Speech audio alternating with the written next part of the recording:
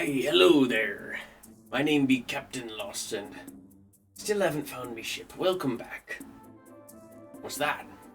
What's happening in the Elvish lands? It's a good question. Let me see here. There's a horde of demons in the Elvish lands. Honor is a twin. The elves have two kings? Sophia freed a demigod? What is happening in the Elvish lands? Hi, my name is Lucas from the Unbridled Quill, and today you're going to be hearing on the latest adventures from our streamed campaign, Justice of the Wild Things. We stream on Tuesdays from 6:30 to 10 p.m. Eastern Standard Time. Captain Lost will be giving you a recap of the latest sessions of that campaign. We are just having some technical difficulties and a minor meltdown. We hope you enjoy. I be feeling better now.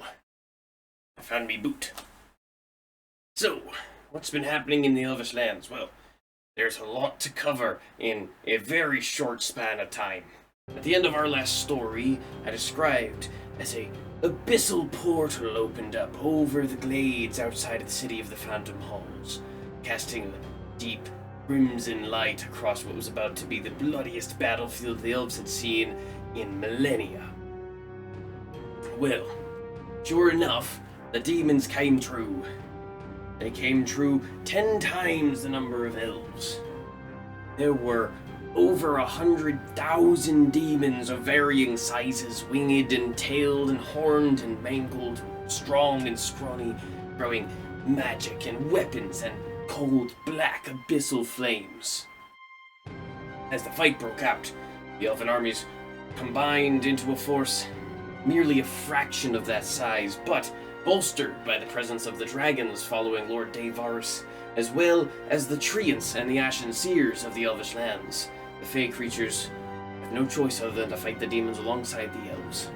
But, more importantly than that, our protagonists in this bit of history, Gregor Rennick, Erin Sophia, Dawn, and now Connor, as Talo did not make it to this part of the story, rushed to the battlefield to help fight against the demons as they saw them coming from the city. By the time they'd gotten down to the ground level, the fight was in full swing. Elves were being cast left and right. Bull-like demons were trampling through, sending warriors hither and thither, scattering across the sky. Abyssal magics, primal magics, green flames, black flames, every kind of force creatable by the Fae or by the demons was being used in the most chaotic battle, possibly in history. As our characters approached, they found themselves coming up to the back of the elven army, and as they did, a mighty demon, a behemoth with large crab-like arms and two smaller ones for holding weapons or grappling creatures, landed behind the armies in a force.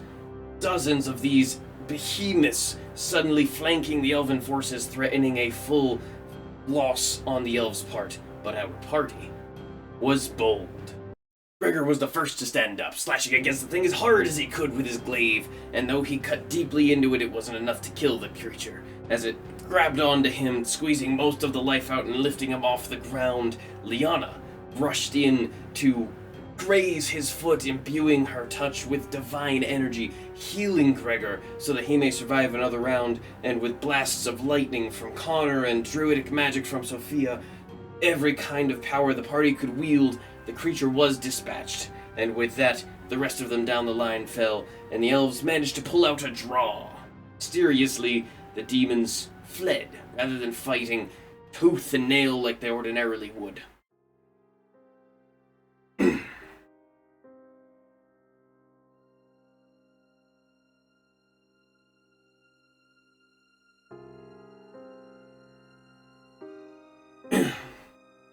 During the chaotic battle, however, many twists and turns happened. The dragons, all chromatic creatures previously fighting on the side of the elves, succumbed to some kind of abyssal magic, harkening back to their titanic ancestry that twisted them and forced them to attack against the elves, wiping out hundreds, if not 1,000 soldiers on the elvish side. Connor, looking into the army of elves, mysteriously saw a human, not Not just a human, a Rivarian, who looked exactly like him, except without any scar across his face.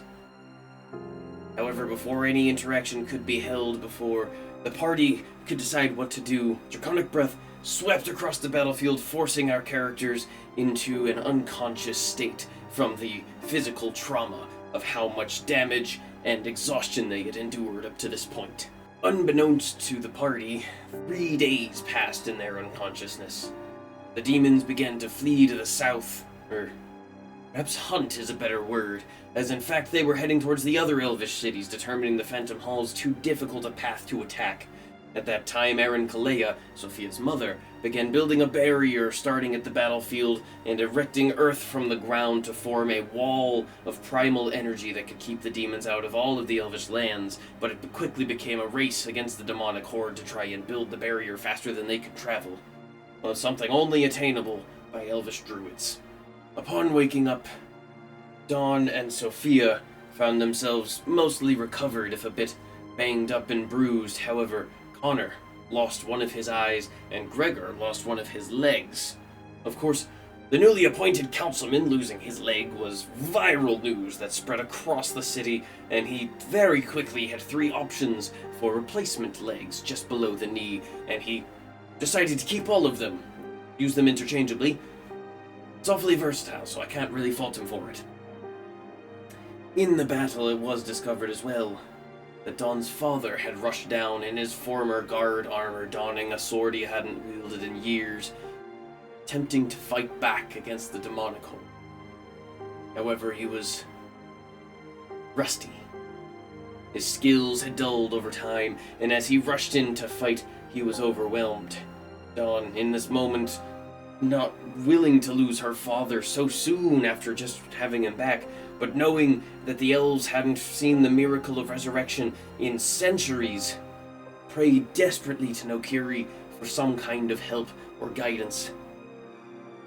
Miraculously, the Tree Mother herself appeared out of the wooden frame of the bed, embraced Dawn's father, and whispered, "Hush now, my child. Be at rest." And in a moment, though he remains in an unconscious state, Dawn's father began to breathe once more. Witnessing this miracle, Erin Delea couldn't believe it. Some of the servants who had seen the shock began to spread through, and rumors of Dawn being a chosen one within the religion of the elves have spread like wildfire among the forested cities. Following that, the city was in chaos, and Gregor's Manor was no exception. It had been turned into an infirmary, the kitchen being used as a surgery room, all of the spare bedrooms being used to provide rest to those who were wounded, or perhaps even worse, or even just those who were tired or needed a place to mourn their fallen loved ones. In the meantime, Gregor made his way down into the basement, where he found all of the left leaders of the elves, minus 3 Erin councilmen and several of the Horizon Walkers, discussing many issues that the Elven lands now faced, but one was most important, and that was that they had no leader. They had unified their armies as a kingdom would, but they had no king for their kingdom. And so it was deemed that this was the top priority, especially in such a time of strife, was to find someone who could give orders, who could make the decisions when the demons put everyone in a tough spot. It was also decided that the route that had been previously claimed by the party, or claimed by the party and then claimed by the Archroot and claimed back by the party. Check out our previous video if you don't remember that part of the story. It was used, its primal vitality spreading through the battlefield to attempt to bring back the fallen dragons in the previous battle, as they would be a necessary asset. However, the success of this was unknown, as the use of an Arboreum Divinis for this purpose was completely undocumented. During that, the elves held an election to choose their king, as there was no heir for this newborn kingdom, only a week old at this point. In the election, there were many candidates, but 2 came out with exactly equal votes amongst each other. And at this point, it was realized by those hosting the election they hadn't come up with a process for what would happen in a tie. So, Gregor one half of the tie, and the chromatic lord Varus met separately to discuss how it should be settled, eventually determining that they would both serve as king, each of them representing half of the powers and needing to confer with the other in order to make any true decision. The Elvish lands agreed to this as they needed some kind of a ruler, and two minds are better than one, and immediately they set out, directing the armies, separating what parts of the kingship each of them would control, and finally, the party decided to head back to the Silver Throne to fight the Venom, once and for all, and put an end to her reign of terror. The travel between the Phantom Halls and the Silver Throne was becoming familiar to the party by this point. The roads, though they changed each time they took this journey, remained the same direction. Most of the trees stood where they had been most of the entirety of their adventures. On the way, however, they did come to an impasse, where they must decide whether to travel through Falwell or around it. The party determined, given their history with the town, all of the events surrounding it, that they would give it one last look in honor and respect to those lost as they traveled by. Skirting around the town, however, they perceived that within the center of it, some undead tree was being used as part of a ritual by the Cult of the Fallen, in which, as opposed to sacrificing innocents, as opposed to taking hostages and using them, they were sacrificing themselves, each of them taking a rope, wrapping it around their neck, and resting amongst the tree as all of their energies were fueled into some sarcophagus of some kind. The party decided that with their intel on Queen Vidara being in the Silver Throne, they didn't have time to intercede at this moment. But they made a note of it to come back and deal with whatever nefarious plans the Cult of the Fallen was up to. Finally arriving at the Silver Thrones, they saw the Queen at the front gate of the city, and in front of her two twisted demonic creations, these humanoid-ish creatures with disproportionate muscles and disturbed limbs. One of them had a leg that had grown, burst out, and lost its foot, turning into this almost tail-like addition. The other one was covered in horns, half of which pierced back into its skin as they curled in on itself. But looking closer, and listening to the Queen's words as she spoke to them in this last of encounters, or so the party thought, they discovered that Queen Vidara believed she had resurrected her twins, who were killed many years ago, starting the chain of events that led her to the state where she is. However, she had not resurrected them. What she had done was twisted their bodies with abyssal magic, animating them into creatures that are beyond saving or repair. Her sons were still dead. As the party reached out to try and strike her, they found nothing but a projection. And within the projection, Queen Vidara holding the corpse of Talo, hinting at some equally disturbing plan for their fallen comrade as to what she had done to her own children. But as her illusion faded, the party fought hard against these embodiments of grief and hatred, of sorrow and anger, eventually pulling out on top and witnessing nothing left but the scarred and charred bodies of two young elven boys who didn't yet get to see what their lives could have been.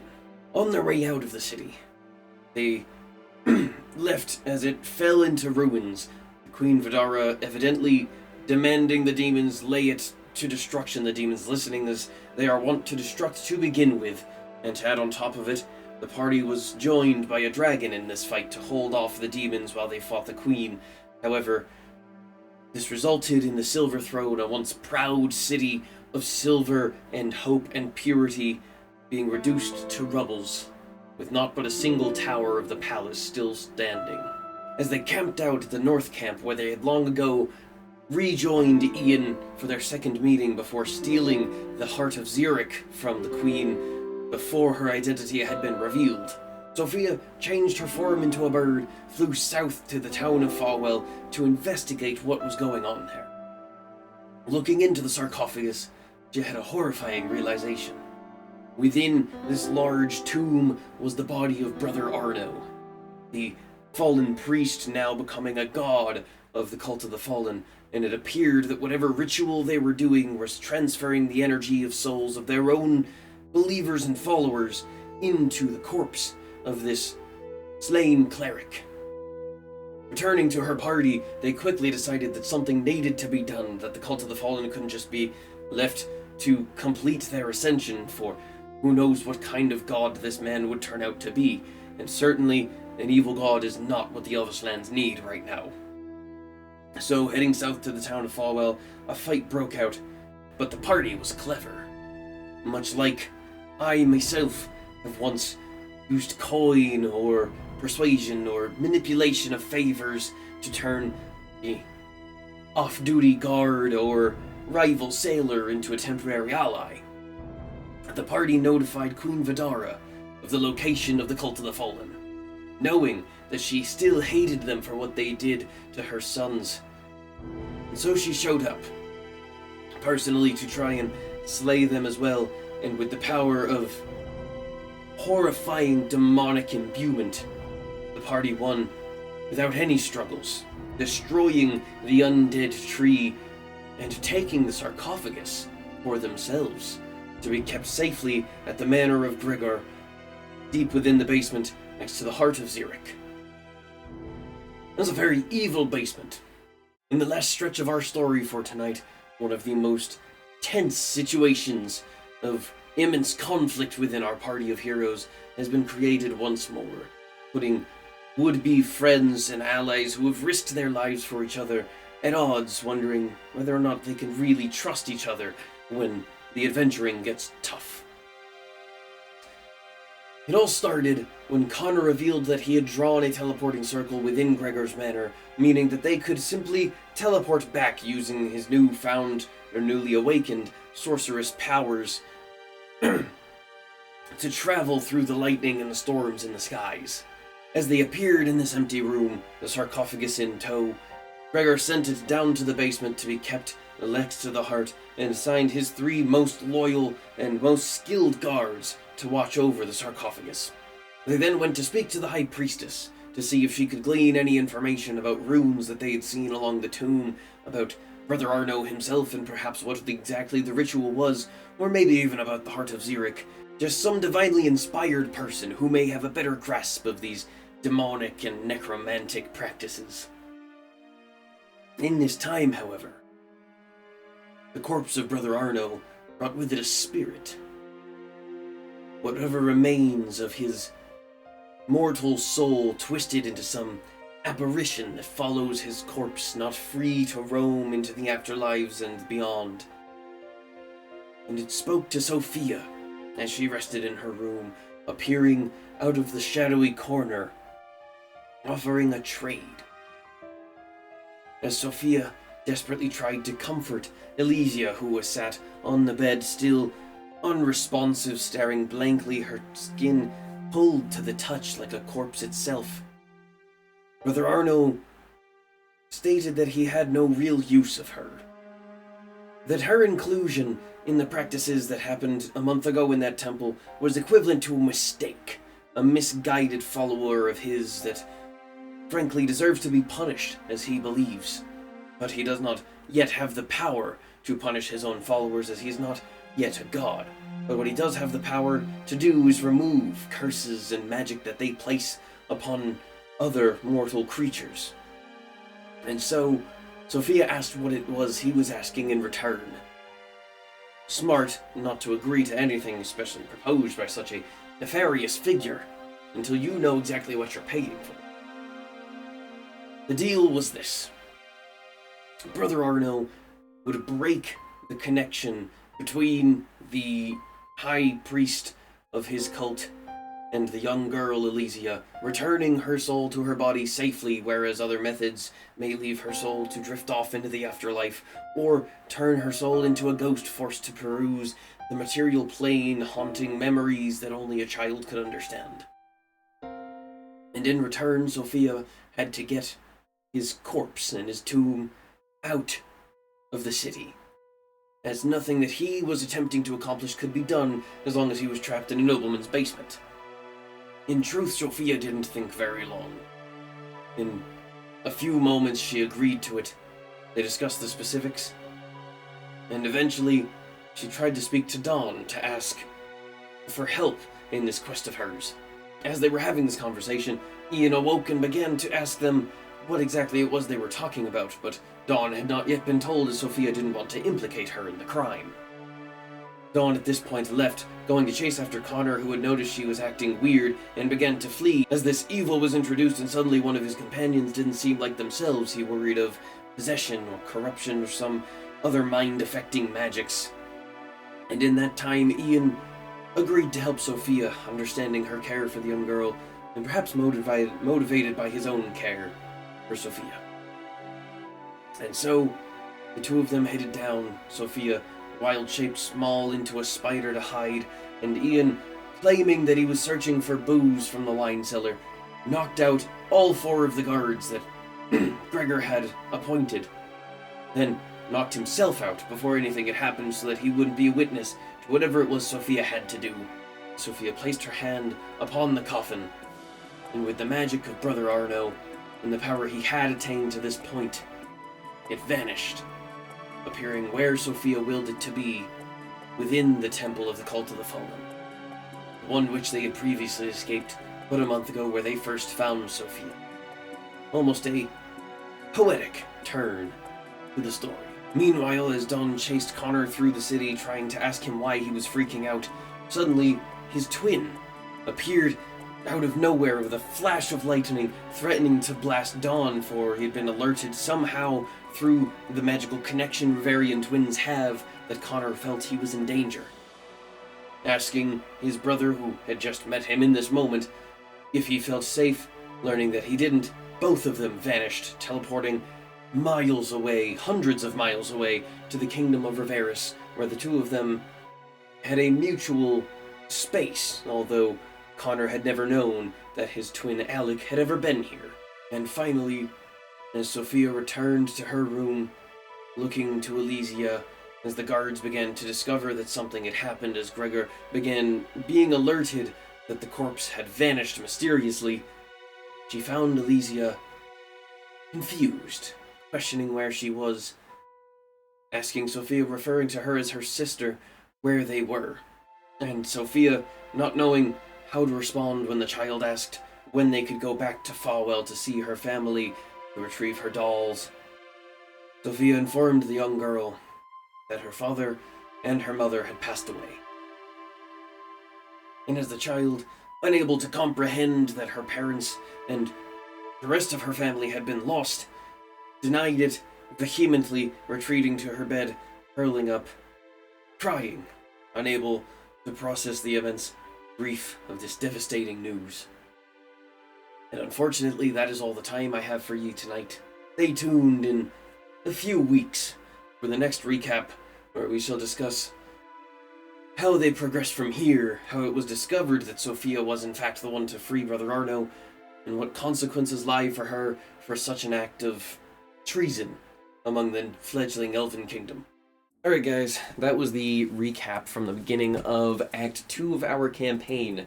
Just a reminder, we stream that campaign on Twitch at unbridled_quill. Link will be in the description of this video on Tuesdays from 6:30 to 10 p.m. EST. Additionally, if you haven't seen it yet, go check out my last video, some GM advice on how I think you could incorporate apocalypse or world-ending events into your campaign and explore a type of story that I think is underrepresented in the genre as a whole. And additionally, if you haven't, go check out the previous video, where Captain Lost informed you what had happened throughout the entirety of Act 1 of our streamed campaign. If you would like us to make a VOD channel where we will just post the entire sessions for you to watch with all of the details and all of the dialogue and acting and roleplay involved in it, then leave a comment down below just saying that you would want to see something like Unbridled Quill VODs or the Unbridled Library, whatever, and we'll look into making another channel in which we can do that. Other than that, don't forget to like, and subscribe this video. It helps the algorithm immensely to see that this channel is something worth promoting.